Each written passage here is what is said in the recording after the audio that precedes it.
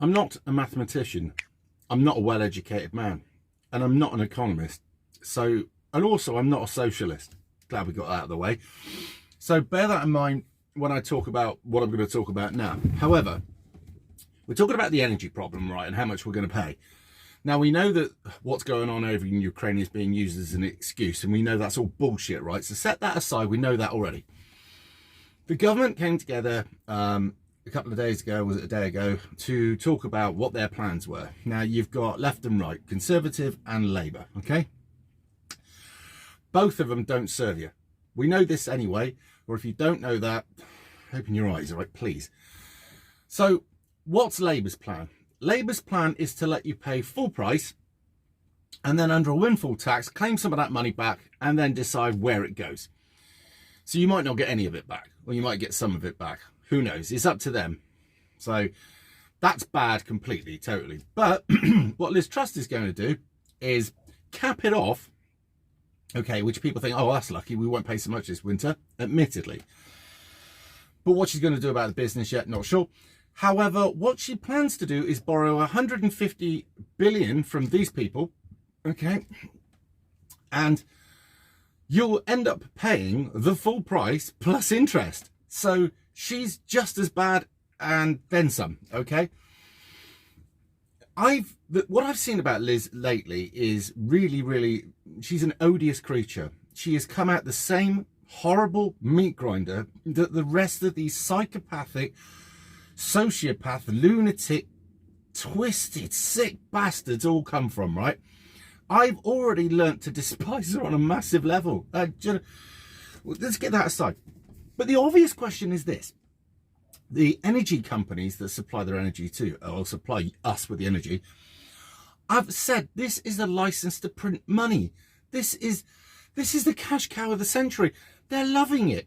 They are going to report record profits every quarter. Billions and billions of pounds they're making. Now, the obvious question is this. If they're making their customers suffer, why is it they don't give any back? Well, it's very simple.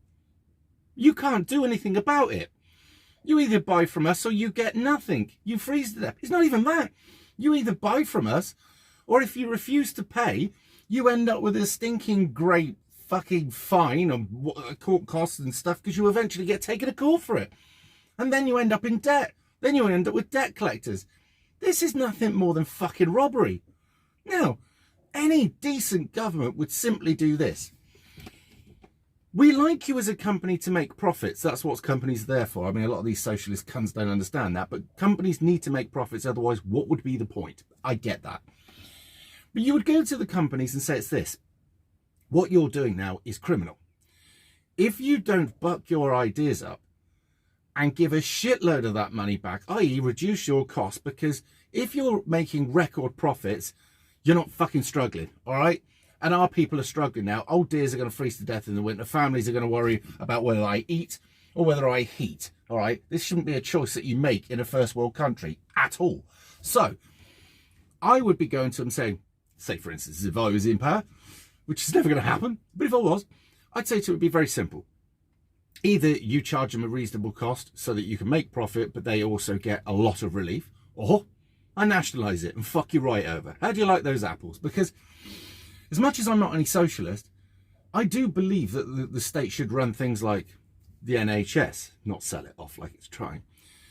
We should have British steel, British coal. By the way, we need coal back. And then we should have British gas. What was British? Was it ever British Electric? I don't know. But I believe that the power should be run by the state. And that's because these big companies, they're run by lunatics. They have no love, no care, no feelings, none of that. They're the most ruthless, evil, money-grabbing bastards that enjoy the power and control that they have. And they have no sympathy at all for any of you people that are freezing to death while they're probably sat on a private yacht in a hot country somewhere, toasting each other at how clever they are, which they are, and laughing at every one of you suffering. That's where we are. I believe there was a guy one day that said he wanted to set up a company, and he realised that to run an efficient and successful company, you need psychopaths. that have no feeling and no empathy for the people that they're fucking over. And do you know what? He said, I looked far and wide. I had to go to the prison service, right, and see if I could recruit them straight out of there. He said, because there were not very many around. He said, what I found out, they were all in management in big companies. That's where the psychopaths are. And it would make sense, wouldn't it? But this is where we are. And it's blitheringly obvious, right? There's so many unanswered questions all of the time. The question like, when we borrow money as a country, who do we borrow it off? They never say.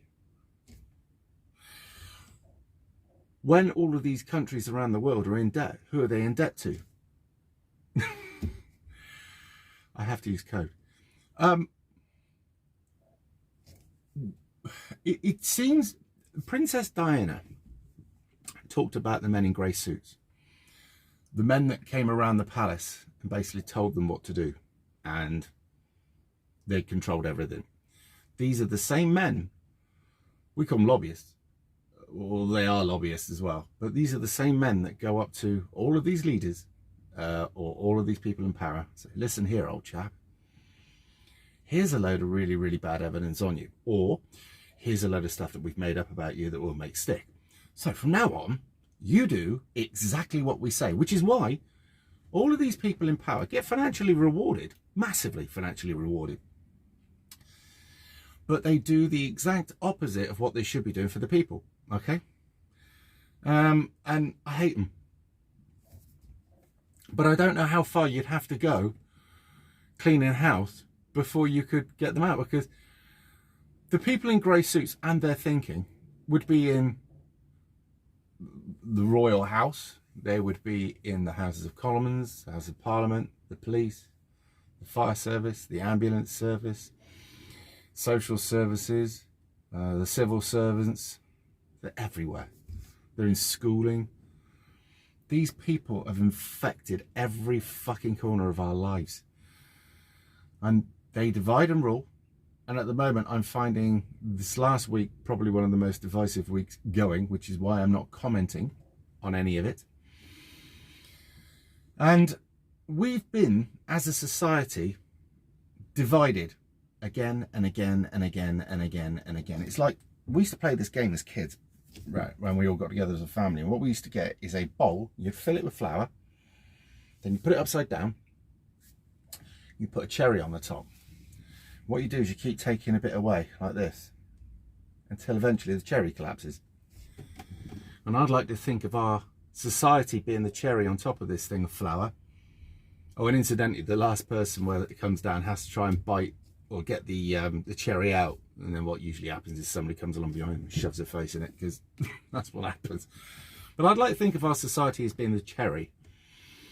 And we've had so many slices taken out of our society by division here, division there, division here, division there, all through the media, all through just about everywhere you go, that we're completely weak and ruined and about to fall in on ourselves, which is a very, very sad state of affairs, considering we were one of the most powerful countries in the world, if not the most powerful country in the world at one point.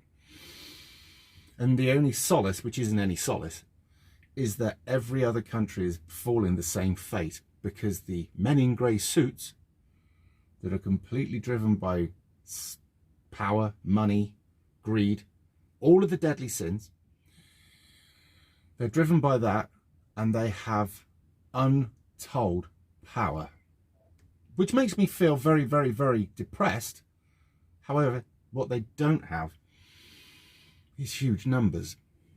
And the little people who they despise, that would be you and me, are with so many of us that eventually the only thing I can think of is that at some point people wise up and they'll realise that we've been fucked and we've been told to hate each other. There will be subgroups that won't ever, because they have their own agenda, i.e. world domination, and I don't think you better do a lot with them. But as for any other subgroup that doesn't believe in world domination, maybe at some point they will come together because they'll realise they've been played. I don't know. But where we're going at the moment is being accelerated by the fact that we're divided by, are you pro this or not pro this? Are you this colour or not? Are you gay, straight, it just goes on and it just winds me down. And I've seen it in my lifetime accelerated a little bit in the 90s, and then it went quite badly in the 2000s. And then, yeah, in the last 10 years, it's really been the most toxic time in my life. And I would also say it was probably one of the most toxic times in history. And all of this is being accelerated because we are heading towards a financial collapse. Our monetary system could not carry on the way it was simply by the way it was run. It would have worked fine had it not been for greed, but they went ahead with a bit more greed and a bit more greed and a bit more greed because they wanted to take more and more out of the pot. And then eventually they created a system that was due to collapse because of their greed, basically. So being as they are the rich people, and they don't want to lose this wealth and power that they have, what they have to do is engineer the collapse so they then engineer what comes out of it. And this is the stages that we're in. And I think it's becoming more blindingly obvious, just as much as that sun's blinding me now coming up over the horizon there. I think it's becoming more blindingly obvious to just about everybody, and even the most silly people are waking up now. And this is another reason why I'm not talking about the current situation. I'm not going to play into the divide in this country. We've got enough. We don't need any more. So if I do a stream Saturday night, we will not be talking about the royals, not one bit. It's banned. We will be talking about everything else that's going on in the country at the moment but that, all right? Because I have no will. I have my own opinions. I have no will to play into this. And I certainly don't want to make endless bloody YouTube videos about it, grifted my fucking ass off, trying to make a few quid out of a subject that really, it's too vast, all right? And it's also too emotive. It's bad darts. It's bad, all right? It's bad for this reason, it's bad for that reason, it's bad for that reason, it's bad for that reason. And now we end up with sausage fingers running the place. We're fucked. If you thought we were fucked before, we really are fucked now, all right? So I will leave it there. Anyway, I now have to work a Saturday because I was off in the week, ill. This is not good. But yes, should I be doing a live stream tonight? And I'm not sure yet whether I want to, because honestly, social media is fucking, it's repelled me. Some of the bile that's been coming out. Yeah, I think if I was to, I don't even know if I would do a call in tonight, simply because I just really can't stomach some of the shit people have been saying. There you are. I'll see you in a bit.